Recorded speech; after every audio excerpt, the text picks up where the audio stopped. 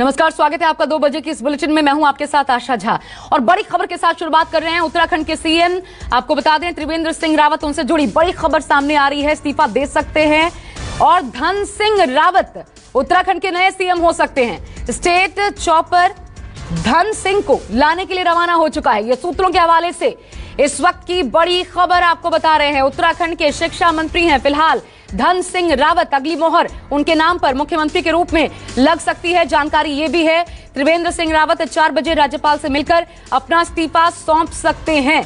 लगातार कल बैठकों का दौर जारी रहा। इन सब के बीच बात बनती त्रिवेंद्र सिंह रावत के पक्ष में जाती नजर नहीं आई। अब जो नया नाम निकलकर सामने आ रहा है, धन सिंह का नाम निकलकर सामने आ रहा है। और बड़ी जानकारी ये भी, स्टेट चॉपर उनको लाने के लिए निकल चुका है। उत्तराखंड के शिक्षा मंत्री हैं धन सिंह और ऐसे में उनके नाम पर मोहर लग चुकी है। औपचारिकता बाकी है, नाम सामने आना बाकी है, लेकिन सूत्र जो बता रहे हैं उसके मुताबिक धन सिंह यही नाम है अगले मुख्यमंत्री के रूप में उत्तराखंड के। जानकारी यह भी है कि 4 बजे त्रिवेंद्र सिंह रावत अपने पद से इस्तीफा दे सकते हैं और 3 बजे मीडिया के सामने अपना पक्ष भी रखने के लिए प्रस्तुत हो सकते हैं। ये इस वक्त की सबसे बड़ी खबर आपको बता रहे हैं। उत्तराखंड की सियासत में भूचाल लाने वाली ये खबर, क्योंकि जाहिर तौर पर नाराजगी को संभाल नहीं पाए त्रिवेंद्र सिंह रावत और ये नाराजगी उनके लिए भारी साबित हो रही है। आला कमान के साथ बातचीत भी हुई लेकिन बात बनी नहीं। अब जो जानकारी निकलकर सामने आ रही है कि 4 बजे राज्यपाल से न सिर्फ मुलाकात होगी बल्कि इसी मुलाकात में अपना इस्तीफा सौंप सकते हैं त्रिवेंद्र सिंह रावत। प्रशांत गुप्ता मेरे साथ जुड़ गए हैं न्यूज रूम से, सीधा उनका रुख करते हैं मेरे सहयोगी। प्रशांत, क्या जानकारी है, आखिर क्या गया एकदम विरोध में त्रिवेंद्र सिंह रावत के, जिसके बाद धन सिंह का नाम सामने आ रहा है? देखिए, जो हमारे पास सूत्रों के हवाले से एक बड़ी खबर है। जो शिक्षा मंत्री हैं इस समय मौजूदा त्रिवेंद्र सिंह रावत सरकार में, धन सिंह रावत, वो इस प्रदेश के अगले मुख्यमंत्री हो सकते हैं। रेस में सबसे आगे हैं वो। और मैं आपको जानकारी बता दूं कि श्रीनगर, जो कि उत्तराखंड में श्रीनगर एक जिला है, वहां पर मौजूद हैं और उनको लेने के लिए स्टेट चॉपर जो है वो जा चुका है और उनको लेकर आया जा रहा है देहरादून में। आज शाम को 4 बजे त्रिवेंद्र सिंह रावत की मुलाकात होनी है राज्यपाल के साथ में, जहां पर वो अपना इस्तीफा सौंप सकते हैं। दिल्ली में बड़ी बैठक चली थी और उसमें ये डिसीजन लिया गया। जो तमाम बड़े नेता हैं बीजेपी के उत्तराखंड के, वो तमाम लोग आए थे, उनको बुलाया गया था, उनके साथ में डिस्कशन भी हुआ और उसके बाद तमाम डिस्कशन के बाद ये फैसला लिया गया आला कमान के जरिए कि त्रिवेंद्र सिंह रावत उत्तराखंड में देहरादून जाकर अपना इस्तीफा सौंपेंगे। और जो मैं आपको बता दूं कि सबसे ज्यादा जो रेस में आगे चल रहा है इस समय, उनका नाम है धन सिंह रावत। ये शिक्षा मंत्री हैं मौजूदा सरकार में और इनको लेने के लिए चौपड़ जा चुका है और ये देहरादून के लिए रवाना होंगे। और उसके बाद देहरादून में एक बैठक बुलाई जाएगी, पर्यवेक्षक की बैठक बुलाई जाएगी, जहां पर इस नाम को सामने प्रस्ताव के तौर पर रखा जाएगा और उसके बाद नए मुख्यमंत्री पद की शपथ दे सकते हैं धन सिंह रावत। क्या गया पक्ष में, आखिर ये धन सिंह का नाम कैसे सामने आया प्रशांत? देखिए, धन सिंह रावत का नाम ये तय किया गया है। तमाम जो लोग हैं, पर्यवेक्षक थे, जो प्रभारी हैं उत्तराखंड के और जो तमाम बड़े नेता हैं, उन सब के साथ में बातचीत करके इस नाम को रखा गया है। हालांकि कई और नाम थे जो इस रेस में शामिल थे। उसमें जो राष्ट्रीय प्रवक्ता हैं बलूनी, वो भी उसमें मौजूद थे। इसके अलावा सतपाल महाराज का भी नाम चल रहा था। लेकिन जो अभी हमारे पास सूत्रों के हवाले से बड़ी खबर आ रही है वो ये है कि धन सिंह रावत इस रेस में अभी सबसे आगे हैं। अब विधायक दल की बैठक को लेकर के प्रशांत, क्या इन्फॉर्मेशन है, कब हो सकती है? क्योंकि इसी बैठक में मोहर लगेगी, ये तो तय है। बिल्कुल, एकदम विधायक दल की बैठक बुलाई जाएगी। वहां पे दिल्ली से पर्यवेक्षक भेजे जाएंगे। पर्यवेक्षक के सामने नाम का प्रस्ताव रखा जाएगा और उसके बाद एक नए नाम की घोषणा होगी। जो एक बीजेपी का जो विधि है वो चुनाव करने के नेता की, वो यही है और इसमें जल्द ही फैसला लिया जाएगा और बहुत जल्द ही मुझे लगता है कि उत्तराखंड को एक नया मुख्यमंत्री मिलेगा। त्रिवेंद्र सिंह रावत इन्फॉर्मेशन प्रशांत, ये भी 3 बजे मीडिया के समक्ष हाजिर हो सकते हैं और अपना पक्ष रख सकते हैं। इस बाबत क्या इन्फॉर्मेशन है, अपनी तरफ से स्पष्टीकरण दिया जाएगा? जी बिल्कुल, देखिए, जो भी घटनाक्रम है उसको लेकर त्रिवेंद्र सिंह रावत मीडिया के सामने जरूर मुखातिब हो सकते हैं। उसके बाद वो अपना पक्ष भी रखेंगे और वो बताएंगे कि किस तरह से उन्होंने काम किया और उनकी आगे की क्या योजना है, क्या वो इस्तीफा देने जा रहे हैं या नहीं जा रहे हैं। जो अटकलों का बाजार है उसको लेकर वो अपनी तरफ से एक तरीके से कहा जाए कि स्पष्टीकरण देंगे और वो तमाम चीजों को अपने सामने रखेंगे कि आला कमान ने क्या फैसला लिया है, आगे की स्थिति क्या हो सकती है। उन तमाम चीजों के ऊपर सवाल जरूर होंगे और त्रिवेंद्र सिंह रावत अपनी जो स्थिति है उसको स्पष्ट करना जरूर चाहेंगे। बड़ी खबर जो आ रही है, आप बने रहिएगा मेरे साथ। प्रशांत, बता दें एक बार फिर अपने दर्शकों को जो इस वक्त जुड़ रहे हैं, 4 बजे, जी हाँ 4 बजे का वक्त बताया जा रहा है जब त्रिवेंद्र सिंह रावत मिलने पहुंचेंगे राज्यपाल से, और इस मुलाकात में ही वो अपना इस्तीफा सौंपेंगे। इसके पहले जैसा प्रशांत भी बता रहे थे, 3 बजे मीडिया से बात करेंगे और अपना पहलू रखने की कोशिश होगी। इस दौरान त्रिवेंद्र सिंह रावत की इस पूरे मसले को कैसे सामने रखते हैं, किस तरीके से अपना पक्ष रखते हैं, क्या कहते हैं त्रिवेंद्र सिंह रावत, ये देखना होगा, क्योंकि कोशिश उन्होंने खूब की, हालांकि बात बन नहीं पाई। और इन सब के बीच जो सबसे बड़ी खबर और उत्तराखंड की सियासत से जुड़ी, वो ये कि धन सिंह रावत जो हैं वो नए मुख्यमंत्री के तौर पर शपथ ले सकते हैं। विधायक दल की बैठक में प्रस्ताव रखा जाएगा उनके नाम पर, औपचारिकता भर जो है वो पूरी हो जाएगी।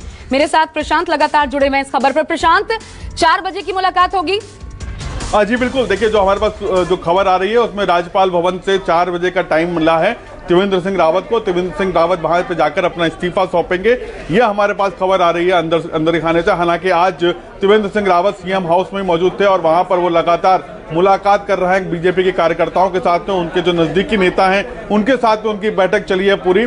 और उसके बाद मैं आपको बता दूं कि देहरादून में जो सीएम हाउस है और जो राज्यपाल भवन है वो दोनों ही आपस में लगे हुए हैं, दोनों की एकदम नजदीक में है और अंदर से रास्ता भी जाता है। हालांकि आमतौर पर जब भी मुलाकात करने के लिए जाते हैं तो वो सामने के गेट से निकलते हैं और फिर राज्यपाल भवन में दाखिल होते हैं। तो सीएम हाउस और राज्यपाल भवन दोनों ही एकदम जुड़े हुए हैं। वहां पर बैठक चलती रही सीएम हाउस में दिन भर नेताओं की, जो स्थानीय नेता हैं या बीजेपी के जो नेता हैं और जो त्रिवेंद्र सिंह रावत के क्लोज नेता हैं वो लगातार उनके साथ मिलने जुलने का प्रक्रिया वहां पे चल रही है।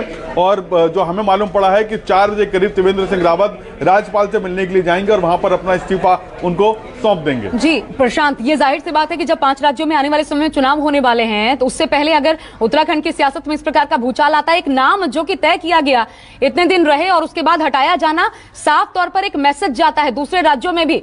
विपक्षी भी इसका सीधा सीधा इस्तेमाल करेंगे घेरने के लिए प्रधानमंत्री नरेंद्र मोदी को। अकेले कहां पड़ गए त्रिवेंद्र सिंह रावत, क्योंकि उनका एक मजबूत गुट भी है, क्यों नहीं संभाल पाए हालात को? देखिए, त्रिवेंद्र सिंह रावत के ऊपर एक बदोबस्त हासिल था आला कमान का। बीजेपी जो ये माना जाता था कि वो काफी नजदीक हैं आला कमान के और इसीलिए उनको मुख्यमंत्री पद की गद्दी सौंपी गई थी। लेकिन जो स्थानीय नेता हैं उनके बीच में एक सामंजस्य न बैठा पाना त्रिवेंद्र सिंह रावत का काफी बड़ा फेल्योर रहा है। मैं आपको बता दूं कि ये सिर्फ चुनाव जो है उसमें 1 साल बाकी है।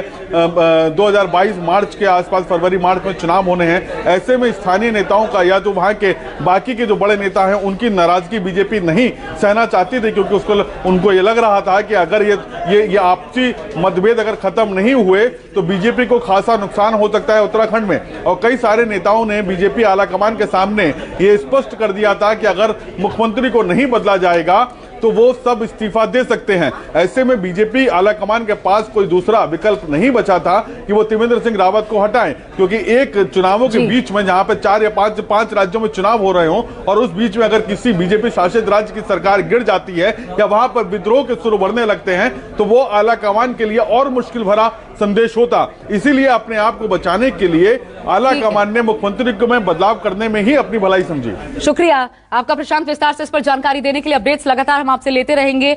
तो त्रिवेंद्र सिंह रावत हटेंगे, धन सिंह रावत नया चेहरा मुख्यमंत्री के रूप में सामने आ सकता है। 3 बजे मीडिया के सामने उपस्थित हो सकते हैं। इस वक्त दिल्ली के मुख्यमंत्री अरविंद केजरीवाल कुछ कह रहे हैं, सीधा सुनते हैं। भारत का और दिल्ली का सपना है, उस सपने की नींव अभी से रखनी पड़ेगी, तब हम अपना 2047 का सपना पूरा कर पाएंगे। उस नींव को रखने का काम आज इस बजट ने किया। तो एक तरफ ये माननीय वित्त मंत्री जी ने जो विजन दिया कि आज दिल्ली का पर कैपिटा इनकम जब हम अपने देश के अंदर देखते हैं तो बहुत अच्छा है, लेकिन जब दुनिया के स्तर पे देखते हैं तो उतना अच्छा नहीं है। हमारा 2047 का सपना है कि दिल्ली का पर कैपिटा इनकम हमें सिंगापुर के पर कैपिटा इनकम के बराबर करना है 2047 तक। उसके लिए हमें दिल्ली के पर कैपिटा इनकम को 16 गुना बढ़ाना पड़ेगा। वो बढ़ाएंगे, उसके लिए जो भी करने की जरूरत है वो करेंगे। इस बजट के अंदर विजन दिया गया कि 2048 का ओलंपिक गेम दिल्ली के अंदर होना चाहिए। उसके लिए जो भी करने की जरूरत है उसके लिए दिल्ली बिड करेगा। 2048 के ओलंपिक गेम्स के लिए दिल्ली बिड करेगा। उसके लिए जो भी जरूरत है, जो भी इंफ्रास्ट्रक्चर क्रिएट करने की जरूरत है, जो भी दूसरी चीजें क्रिएट करने की जरूरत है, वो हम करेंगे। तो एक तरह से 2047 का विजन इस बजट के अंदर दिया गया है और हमारी 75 साल की आजादी के लिए को मनाने के लिए ढेर सारे कार्यक्रमों का इसके अंदर रूपरेखा तैयार की गई है।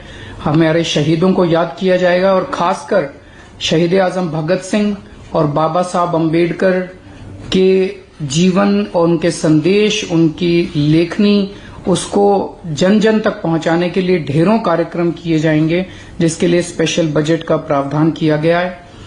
दिल्ली में 500 जगह बड़े बड़े जो कनॉट प्लेस में हम तिरंगा देखते हैं, उस किस्म के, उस साइज के बड़े बड़े तिरंगे लगाए जाएंगे। जब हम तिरंगे की तरफ देखते हैं तो हमारे अंदर एक देशभक्ति की भावना आती है।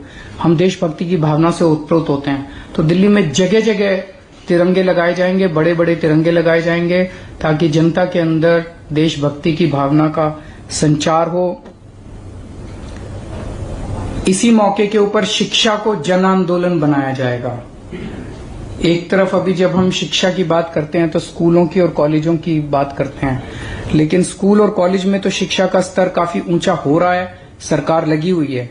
लेकिन ये एक ऐसी चीज है जो केवल सरकार के करने से नहीं होगा।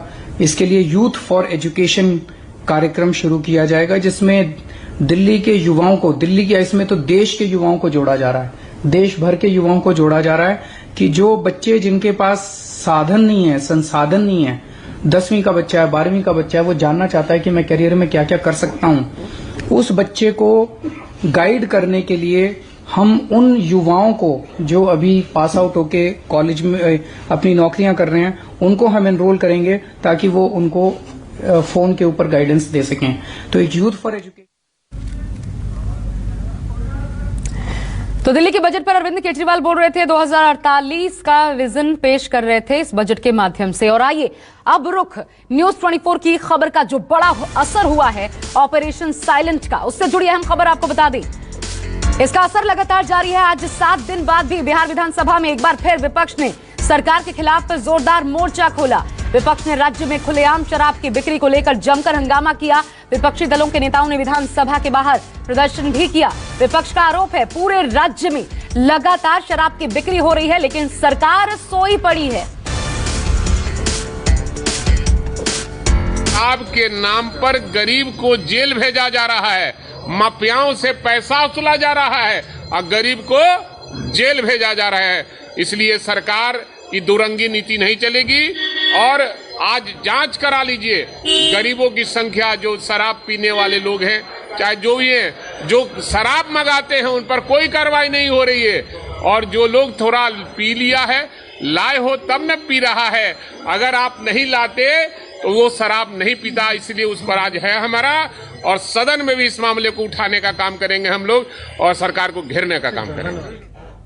तो ऑपरेशन साइलेंट की गूंज बिहार में देखने को मिल रही है। मेरे साथ सौरभ कुमार मेरे सहयोगी इस वक्त जुड़ चुके हैं, सीधा उनका रुख करते हैं। सौरभ, मुख्यमंत्री के पास तोड़ क्या है? बड़ा आरोप है, लगातार 7वें दिन देख रहे हैं कि न सिर्फ मामले सामने आ रहे हैं बल्कि गूंज है, धमक है, पूरी तरीके से घेर लिया विपक्ष ने। क्या तरीका मुख्यमंत्री के पास? जी बिल्कुल, अगर मुख्यमंत्री की बात करें तो मैं आपको बताना चाहूँगा कि जब हमने ऑपरेशन साइलेंट चलाया था उसी दिन से मुख्यमंत्री काफ़ी गंभीर थे। और उसी दिन यानी पहले ही दिन मुख्यमंत्री ने मंत्री और डीजीपी को बुलाकर यह आदेश दिया था कि सारे बिहार के सभी जिलों में छापेमारी शुरू कर दी जाए और सभी डीएम और एसपी को यह आदेश दिया गया था। उसके बाद पूरे जिले में यानी बिहार के सभी जिले में छापेमारी शुरू हो गई थी और काफ़ी सख्ती भी बढ़ती जा रही है। करीब हजारों लीटर जो शराब है वह भी बरामद हुआ। लेकिन मैं आपको बताना चाहता हूं कि चूंकि शराब का जो माफिया है, जो नेक्सस है, इतना बड़ा है कि उसको तुरंत खत्म नहीं किया जा सकता है। उसके लिए सरकार को दृढ़ निश्चय करना पड़ेगा, तभी यह खत्म होगा। और लगातार जो न्यूज़ 24 ने ऑपरेशन साइलेंट के जरिए दिखाया था कि किस तरीके से बिहार के हर जिले में, हर शहर में शराब की खुलेआम बिक्री हो रही है, तो निश्चित रूप से विपक्ष को एक बड़ा मुद्दा मिल गया है। पहले दिन कांग्रेस पार्टी के जो प्रेमचंद मिश्रा हैं उन्होंने विधान परिषद के अंदर यह आवाज मुद्दा उठाई थी कि किस तरीके से देखिए ऑपरेशन साइलेंट के जरिए न्यूज़ 24 दिखा रहा कि बिहार के हर गांव में शराब खुलेआम बिक रही है। उसके बाद यह सवाल विधानसभा में उठाई गई थी और आज इसी मुद्दे को यानी ऑपरेशन साइलेंट के मुद्दे को विपक्ष अपना मुद्दा बनाकर सदन के अंदर और बाहर लगातार सरकार को घेरने की कोशिश कर रहा है। जी शुक्रिया आपका सौरभ इस जानकारी के लिए। तो विपक्ष को एक बड़ा मुद्दा मिल गया है, लेकिन बड़ी बात ये, जब पूरे राज्य में इस तरीके से धड़ल्ले से शराब बिक रही थी पुलिस की नाक के नीचे, तो क्या विपक्ष को इस बारे में कानो कान खबर नहीं थी लेकिन किसी ने आवाज नहीं उठाई। और अब न्यूज़ 24 की इस ऑपरेशन का बड़ा असर हुआ है, सरकार पर भी दबाव पड़ा है कार्रवाई के लिए। बढ़ते आगे, लखनऊ के गोलीकांड के बाद एक से एक खुलासे हो रहे हैं। बीजेपी सांसद कौशल किशोर के बेटे आयुष का एक वीडियो सामने आया है। इसमें आयुष अपनी पत्नी को गुनहगार ठहरा रहा है। पत्नी पर आयुष ने कई गंभीर आरोप लगाए हैं। वहीं आयुष की पत्नी भी मीडिया के सामने आई, कई अहम खुलासे किए। गोलीकांड का सच क्या है, इससे पुलिस भी अनजान है। पहले तो पुलिस ने यह कहा था कि आयुष ने खुद ही गोली चलवाई थी, लेकिन अब अलग अलग बयान सामने आ रहे हैं और बढ़ते बयानबाजी के बीच अभी भी आयुष पुलिस की गिरफ्त से बाहर है। ये सवाल खड़े करता है।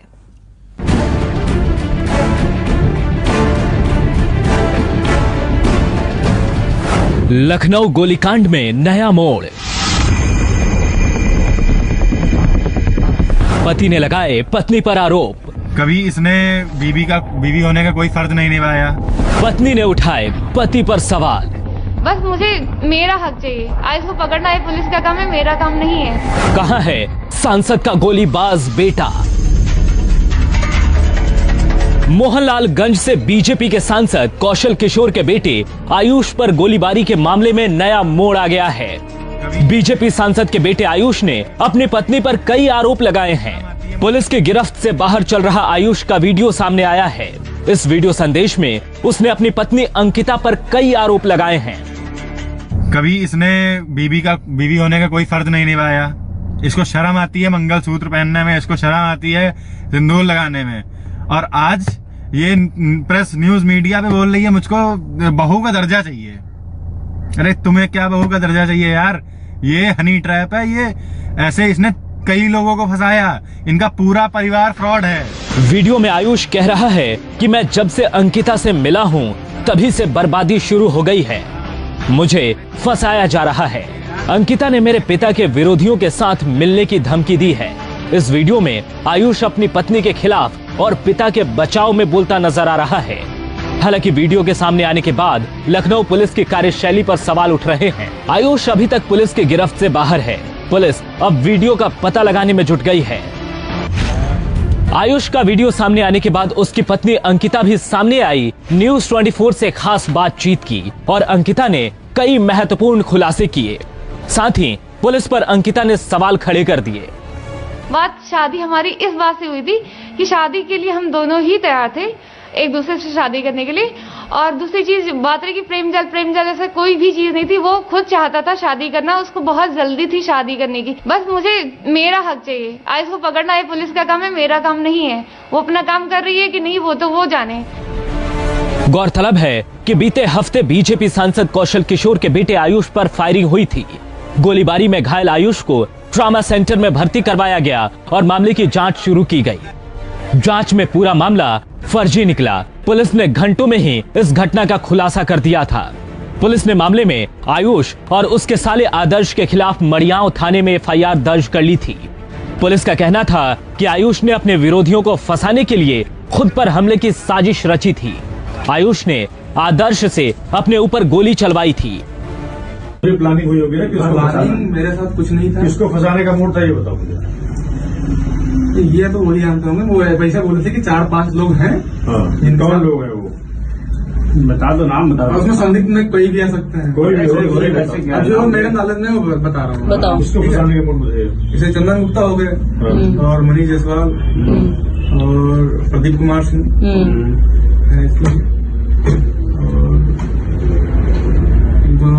जिसका नाम नहीं है।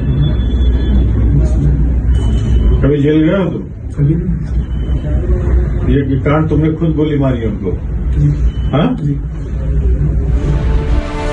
इस बीच आयुष के भाई का भी बयान सामने आया है, जिसमें आयुष का भाई ये भी कह रहा है कि आयुष को फंसाने की साजिश रची गई थी। पूरी तरीके से उसको फंसाने का प्रयास किया गया, उसको जान से मारने की कोशिश की गई। वो अगर जो उसके साथ में ये घटना हुई है, जिस प्रकार उसका वीडियो वायरल हुआ, उसने बताया है कि वो अगर जो वहाँ से निकलता ना तो उसको घर में ही मार सकते थे, मार भी देते। लेकिन अब ये है कि उसका बयान आया है तो उसने सारी घटना सही बताई है। अब इस पे पुलिस क्या एक्शन लेगी। अब सवाल ये है कि आखिर पुलिस क्यों खामोश बैठी है। एक तरफ हर कोई वीडियो के जरिए एक दूसरे पर आरोप प्रत्यारोप लगा रहा है, वहीं दूसरी तरफ आयुष अभी भी फरार है। सच क्या है ये तभी सामने आ सकता है जब आयुष की गिरफ्तारी होगी। जब भाई मेरे सामने न शादी हुई, न ब्याह हुआ, न कुछ है, मेरे बेटे को फंसाया गया। इतने साल की मेरे बेटे की उम्र है और इस तरह की उस महिला ने फंसाया है, और जबकि उसकी अभी छानबीन तो हो रही है। उसकी शादी भी हो चुकी है, उसका बच्चा भी है। अभी आगे जाके अभी देखिए, अब तो छानबीन शुरू हुई, अभी देखिए क्या क्या होता है। वैसे आयुष का एक और वीडियो वायरल हो रहा है, जिसमें आयुष फायरिंग की प्रैक्टिस करता नजर आ रहा है। आखिर ये वीडियो कब का है? लाइसेंसी हथियार सुरक्षा के लिए लिए जाते हैं, ऐसे में आयुष हथियार के साथ शक्ति प्रदर्शन क्यों कर रहा है? ये कुछ ऐसे सवाल हैं जो आयुष के सामने आने पर ही पता चल पाएगा। लखनऊ से मानस श्रीवास्तव के साथ ब्यूरो रिपोर्ट, न्यूज़ 24। बुलेटिन में आगे बढ़ने से पहले फिलहाल यहाँ रुकने छोटे से ब्रेक के लिए आप देखते रहिए न्यूज़ 24। नमस्कार, मैं हूं मानक गुप्ता। अगर आपको हमारा ये वीडियो पसंद आया हो तो इसे लाइक और शेयर जरूर करें, और हाँ, हमें सब्सक्राइब और फॉलो करना ना भूलें, ताकि आप देश और दुनिया की कोई खबर मिस ना करें। तो जुड़े रहिए हमारे साथ और देखते रहिए न्यूज़ 24।